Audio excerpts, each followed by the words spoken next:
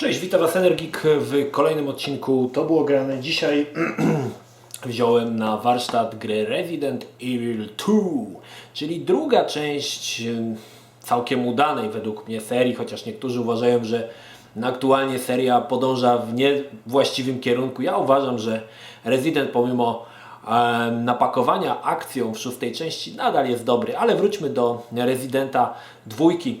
Wydany 2 lata po pierwszej części, w 96 roku, nie chcę kłamać, chyba w 96 roku. Był jakby grą, która w prostej linii była ewolucją pierwszej części. No ile w pierwszej części mieliśmy nawiedzoną rezydencję, opustoszałą rezydencję, o tyle w drugiej części postawiono na teren zurbanizowany, czyli na miasto. Sama fabuła obraca się ponownie wokół dwóch osób. Jest to Claire Redfield, siostra Chrisa Redfielda z pierwszej części gry, i nowy bohater Leon S. Kennedy, który tak naprawdę aktualnie jest jedną chyba z najbardziej rozpoznawalnych postaci w Rezydencie. Pojawił się on w szóstej części, pojawił się też w filmie Resident Evil The Generation, w piątce go nie było. No i oczywiście w kultowej czwartej części, która przez wielu uważana jest za najlepszą grę na PlayStation czy na GameCube'a, jakie się kiedykolwiek pojawiły. Niemniej te dwie postacie w grze odgrywają główne role. Zdecydowano się na dość ciekawy zabieg w momencie, ponieważ w pierwszej części wybranie pomiędzy Chrisem a Jill było dosyć umowne. Różnica była dosyć nieznaczna pomiędzy nimi. Fabuła może troszkę inaczej się toczyła, jednakże odwiedzaliśmy dokładnie te same lokacje i można powiedzieć, że historie były bliźniaczo do siebie podobne. Natomiast w Rezydencie postanowiono pójść o krok dalej. Jednakże jest tutaj pewien haczyk dla graczy, którzy są niecierpliwi. Obydwa scenariusze, i Claire i Leona, różnią się od siebie. One się w pewnych momentach zazębiają. Zresztą jest jedna z takich, muszę przyznać, w szóstce na przykład jest to bardzo dobrze zarysowane, to zazębianie się fabuł różnych postaci, i tutaj też jest to tak zrobione, że te scenariusze się w pewnym miejscu zazębiają. Jednakże, tak jak mówiłem, jest tu pewien haczyk. Jeżeli zaczniemy grać scenariuszem Leona i nie kończąc go, chcemy zobaczyć, jak się toczy scenariusz Claire, będzie on dokładnie szedł tak samo jak scenariusz Leona. Dokładnie te same lokacje, dokładnie wszystko takie samo. Aby poznać drugi scenariusz, który jest dopełnieniem scenariusza, powiedzmy, Leona, czyli ten drugi scenariusz Claire, musimy dokończyć grę Leonem i dopiero zacząć grę Claire. Wtedy ten scenariusz będzie zupełnie inny. Wtedy zobaczycie, jak te obydwa scenariusze się ze sobą łączą. Przykładem niech tu będzie pierwsza scena, w momencie kiedy wybucha cysterna w pierwszych scenach gry.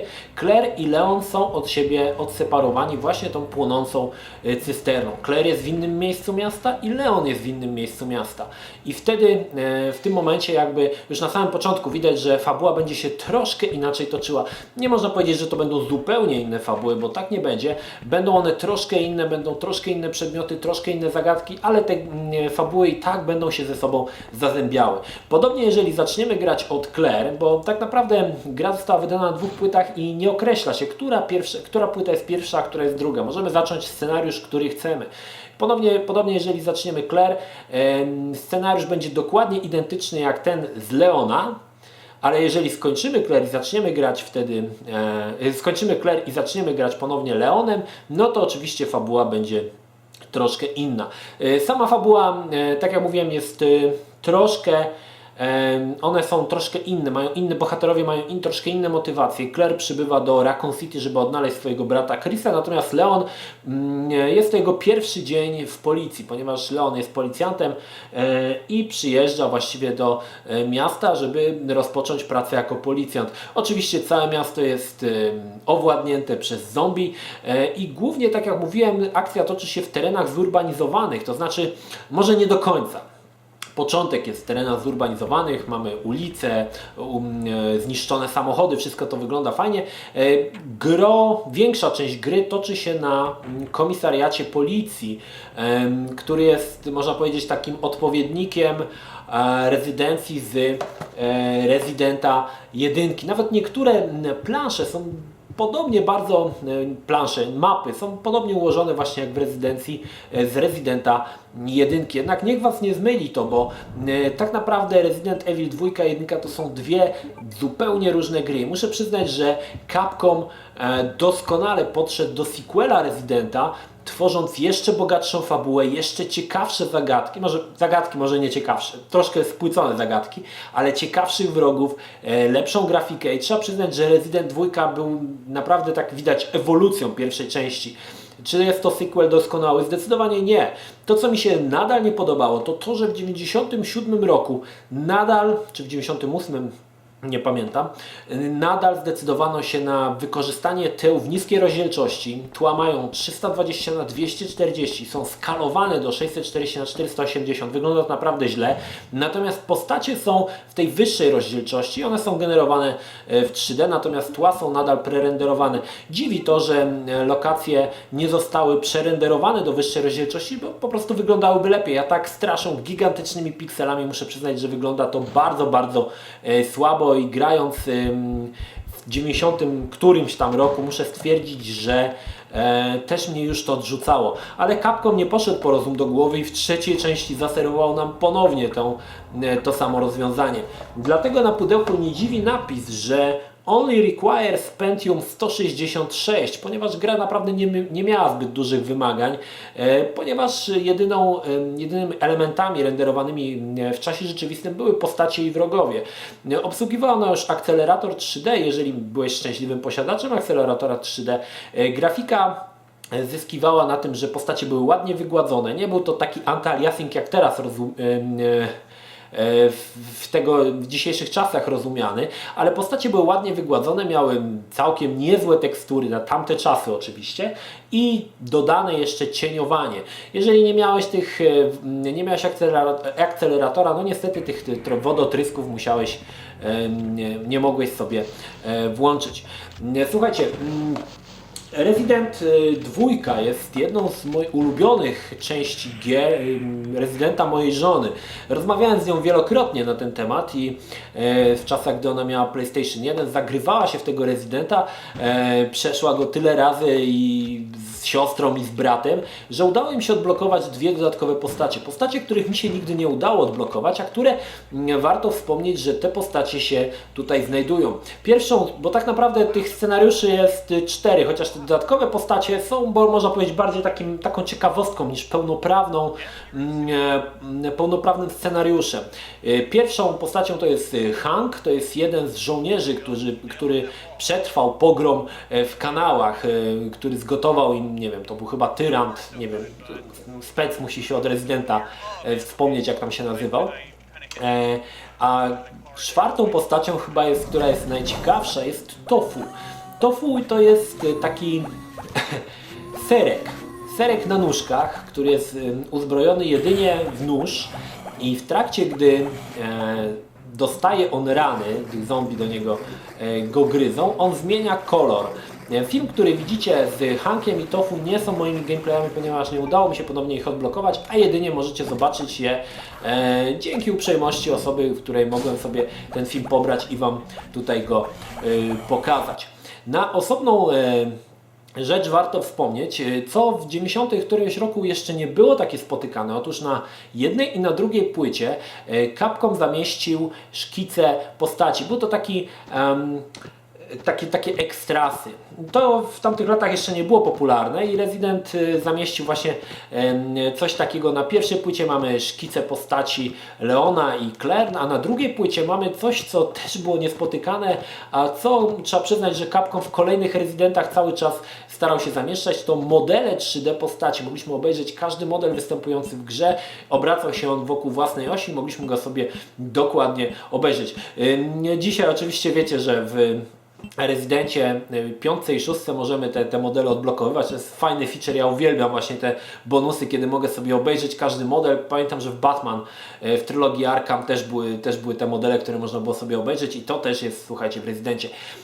Kolejną rzeczą, którą warto wspomnieć, która w tamtym czasie była przełomowa, to rewelacyjne cutscenki. Capcom zrezygnował z cutscenek z żywymi aktorami na rzecz renderowanych scen.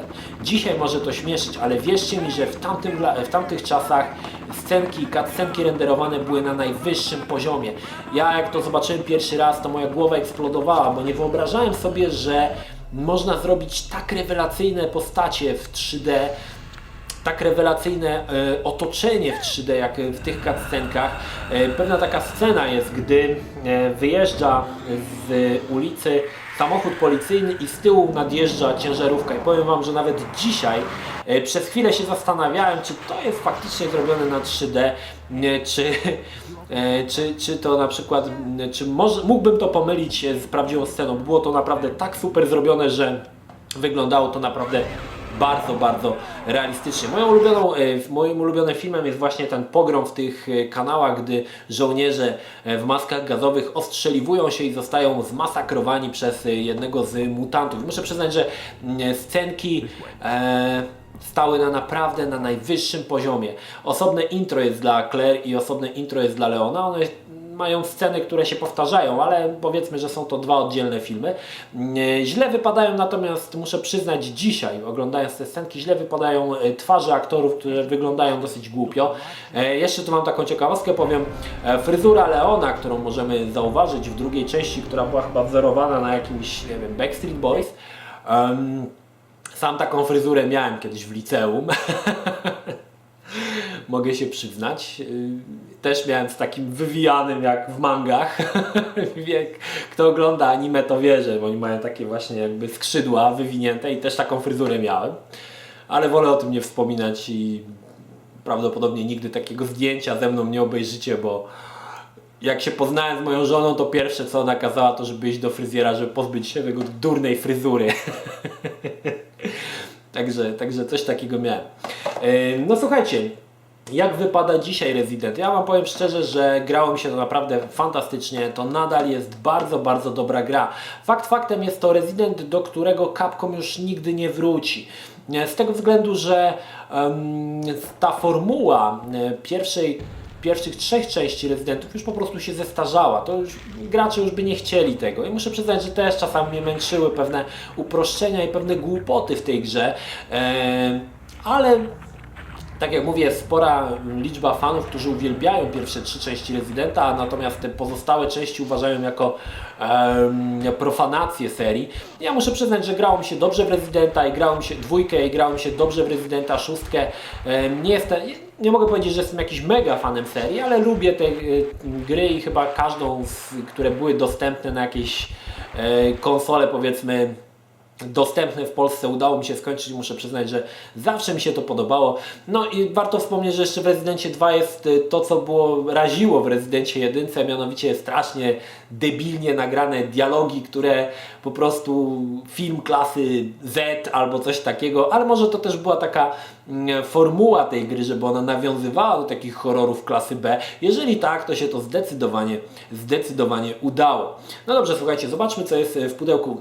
Całkiem fajne pudełko jeszcze wspomnę, ponieważ pamiętacie, że pierwsza część miała jakieś takie pająki, jakiegoś gościa z twarzą, nie wiadomo co mu się stało. Natomiast tutaj Capcom poszedł na prostotę i muszę przyznać, że wyszło to naprawdę fajnie. Mamy takiego zombiaka, który wygląda zza winkla, jakieś, nie wiem co to jest, pudełko czy biała jakaś ściana. Fajnie to wyszło, mi się ogólnie podoba i bardzo, bardzo pozytywnie. W środku bardzo skromnie, ponieważ w środku jest tylko i wyłącznie płytka.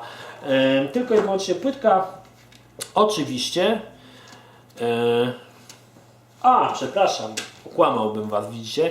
Jest jeszcze oczywiście manual, był ukryty pod płytą, dlatego nie udało mi się go zobaczyć. Jest manual, jest karta rejestracyjna niewypełniona, no i oczywiście płytka. Pokazuję, jak to wygląda. Tu mamy pierwszy dysk z Leonem, natomiast tu mamy drugi dysk z Claire.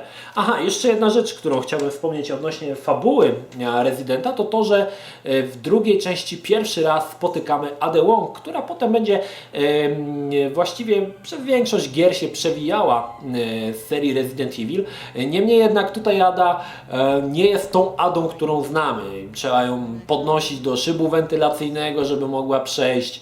i jest taką troszkę, można powiedzieć, bardziej nieporadna niż potem została ona oczywiście w odpowiedni sposób dopakowana. W 4 to już jest w ogóle masakrator, no a w 6 to już wiecie, jak to tam było, kto grał to wie, jak już się Ada tam zachowuje. Natomiast tutaj jest ona taka troszkę nieporadna i widać, że autorzy z czasem jakby nabrali innego pomysłu na tą postać i troszkę jakby bardziej rozwinęli. Słuchajcie, czy warto zagrać w Residenta dzisiaj?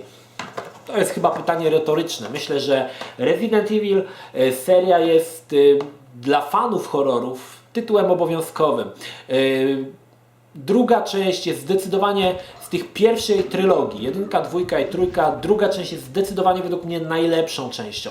Pierwsza to troszkę takie jeszcze, można powiedzieć, raczkowanie Capcom i troszkę tak macanie, w którą stronę iść. 2 jest doskonałym sequelem, który daje to, co mieliśmy w pierwszej części, tylko że jeszcze więcej, z lepszą grafiką i z lepszym pomysłem na całą fabułę. Natomiast 3, Nemesis, powiem szczerze, że według mnie z tych 3 części wypadała najsłabiej. Nie podobała mi się tam główna bohaterka, oczywiście 3 część pojawi się też, to było grane w czasie, w którymś tam momencie, jak już będzie mi się chciało w nią zagrać. Niemniej jednak druga część wypada fantastycznie, 2 scenariusze, które się zazębiają, które są troszkę inne i tak naprawdę, żeby poznać pełną historię, powinniśmy skończyć grę 4 razy. 2 razy Claire, 2 razy Leonem. No i jeżeli odblokujecie postacie, no to jeszcze Hankiem i Tofu. Chociaż tak jak mówię, te 2 bonusowe scenariusze nie są aż tak ciekawe jak te główne scenariusze. Słuchajcie, polecam Wam z całego serca. Grafika dzisiaj może odrzucać, szczególnie te tła w niskiej rozdzielczości, ale mimo wszystko warto się zapoznać z Residentem, ponieważ jest to kawał, słuchajcie, klasyka. A 2 przez wiele osób jest uważana za jedną z najlepszych części Resident Evil, jakie się pojawiły. Ja muszę powiedzieć, że nie zaliczam się do tych osób, którzy uważają, że 2 jest najlepsza. Na pewno z pierwszej trylogii jest najlepsza 2, ale z wszystkich Residentów wymieniłbym parę lepszych, które mi się bardziej podobały. Na przykład rewelacyjny The Dame, który polecam wszystkim. Ok, słuchajcie. Zapraszam Was do zagrania w Residenta, poznania historii Claire i poznania początków Leona Kennedy'ego i później oczywiście zobaczenie, jak bardzo ta postać się rozwinęła przez 4. część, przez 6. część. No i myślę, że dla wszystkich fanów zombie i horrorów jest to tytuł jak najbardziej obowiązkowy. To tyle. Pozdrawiam Was, Energik, trzymajcie się, do następnego. Cześć.